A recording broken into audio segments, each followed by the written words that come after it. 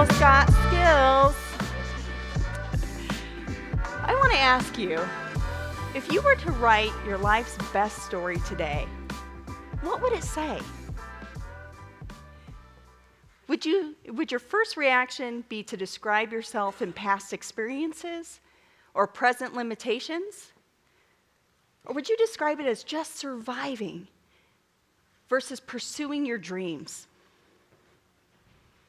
Can you relate to any of these feelings?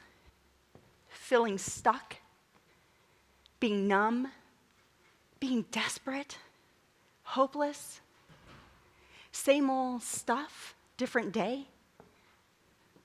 You're in good company. Now I'm going to ask you, last year in 2019, did you achieve your goals that you set out to do? At the beginning, when you were so on fire about what you wanted to achieve, did you achieve it last year?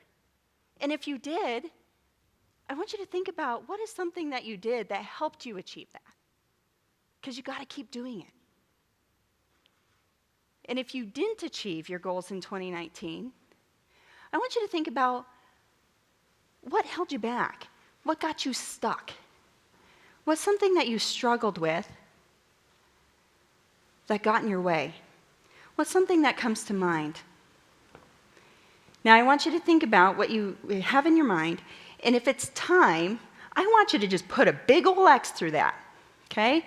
Because time is the excuse. It's not the issue. Time is the excuse. It's not the issue. So today what we're going to focus on is what are those issues and being able to recognize when you're starting to feel those self-defeating comments boil up. I'm not good enough. I can't do it. That dream, it was unrealistic. Who was I? Who was I? And you start packing down those dreams that you were once so passionate about. So we're going to talk about how to recognize that.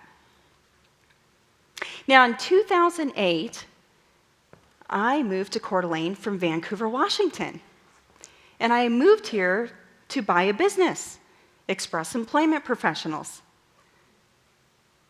And I moved here from Vancouver after a conversation with the co-founder of Express, Bill Stoller, because he approached me to say, how would you like to build wealth for yourself? How would you like to do the same thing that you achieved in Vancouver, just in a different city?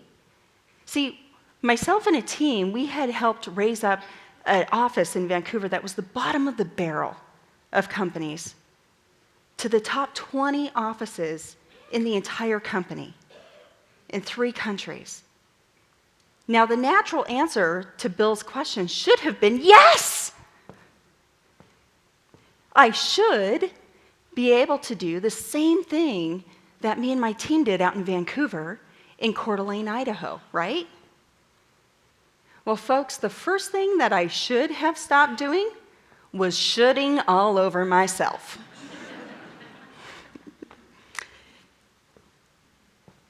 The truth of it is the real reason why I said yes to Bill was because I didn't know how to say no. I didn't know how to disappoint anybody. I was already such a disappointment to myself, and I was lonely in my thoughts of how terrible and despicable I was. So I couldn't bear the thought of how to say no and disappoint anyone, especially the co-founder of the company that I was passionate about. Now I'm going to step back and I'm going to ask you, in business, when you have a star-performing employee who's a rising star, an A player, outperforming anybody else on your staff, how do we reward them? Okay, I heard that. Yeah, give them more to do, more work. We give them more responsibility. Great job. You just got promoted to more on your plate, right? Or we promote people that are not trained to be managers or supervisors or leaders. We give them all the responsibility without the lack of training. Now, as an employee, what does that do to the employee? it puts pressure on the employee, right? It puts pressure on them to step up, to perform where you think that they should be. So step one, let's stop telling them what your agenda or what your goals are for them, and let's ask our employees, what are their goals? What are their dreams? What are they trying to achieve first before we push our agenda on them? And let's see if our goals align. And if they don't, let's find a way. But first and foremost, that pressure, they're always going to say yes because they might fear that you're going to see that they're disengaged, or they might perceive that you're going to see that they're disengaged, that they're not as committed as they once were. So I'm going to step back to my story. I said yes, but I was really praying that God would put doors slamming shut. I put it on him. Just close those doors. And every possible objection that I could think of just went away. Just went away. And I was young. I was 25. I was the youngest female to buy a franchise of Express. And I couldn't have done that without the wonderful help and investment of my parents, investing in me and becoming silent partners. So I had to figure out how to keep this character role of perfection going in a different city. And I started to realize that it was an opportunity for me to rewrite my story, to figure out who I am deep down and at the core, because nobody knew who I was in Coeur d'Alene. And heck, I didn't even know who I was. You see, as a young girl, I learned how to hide a very ugly secret. I learned how to hide behind perfection, how to be somebody different. I hid behind sports. I hid behind being the star of the show. I hid behind being the captain of the cheerleading team, the volleyball team. I even dated the quarterback because that's what I thought everybody perceived as being perfect. And as long as I could hide behind perfectionism, and I'm going to step and say perfectionism is the opposite of constantly working on ourselves to improve ourselves.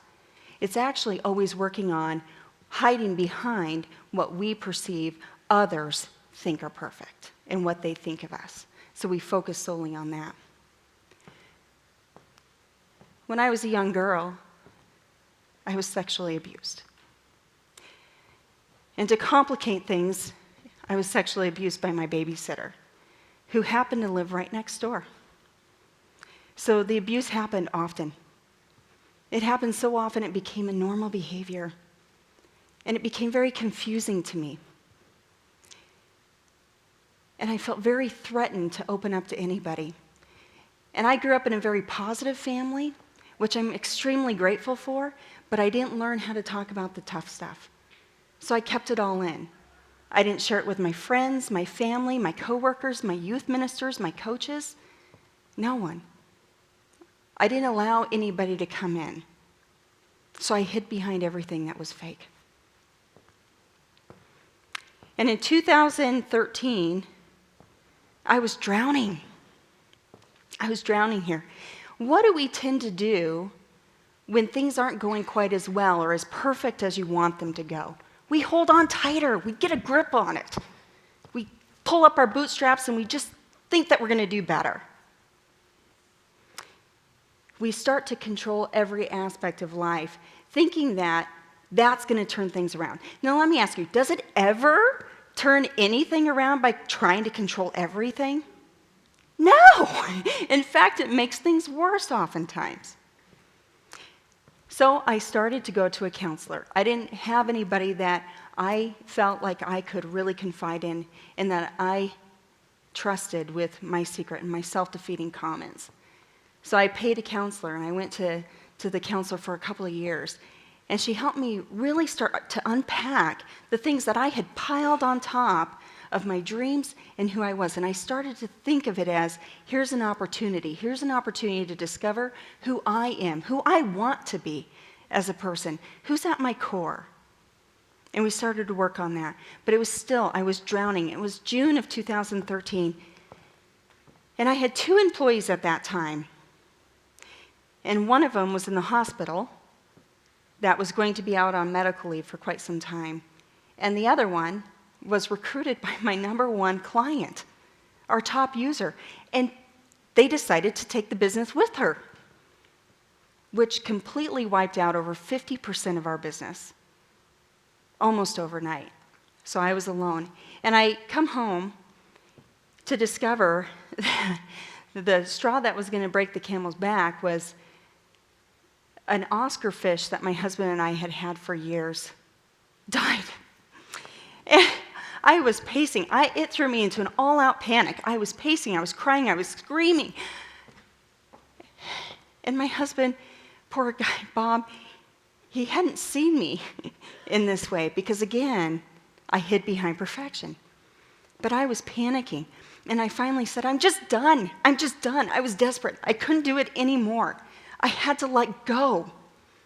And I said, I have to let go of the business. I can't do this anymore. And he said, okay. Probably just like, oh, crud, what am I supposed to say?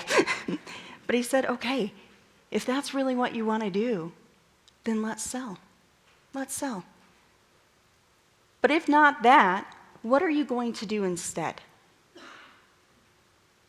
And that was a very simple question, but very difficult to answer.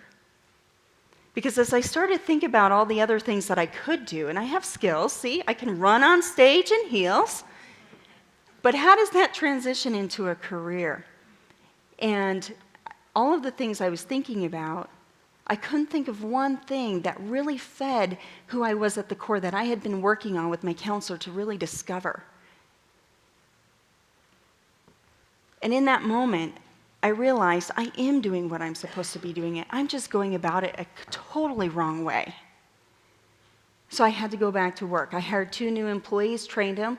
Not very well, but I trained them.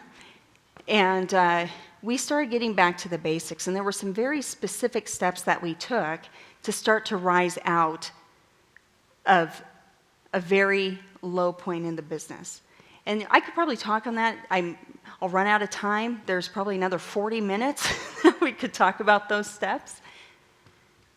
But it took an entire year that I was still working on those little pieces.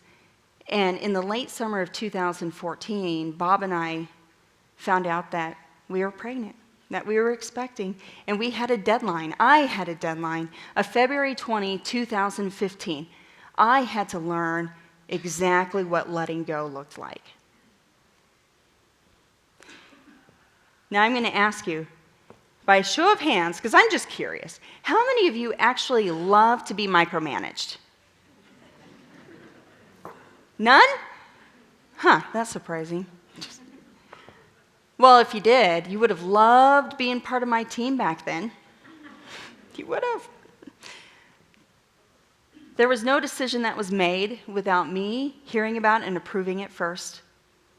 I could hear every conversation in the office, and boy, oh boy, I did a good job of making sure that you knew exactly what you should have said or how you should handle it the next time.